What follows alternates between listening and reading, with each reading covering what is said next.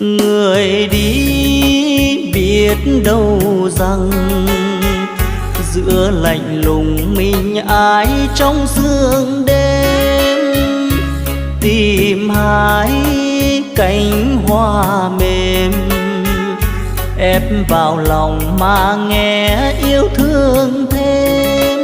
Đêm dần tàn tâm tư miên man, thênh thang lối đi nắng mai chập trùng.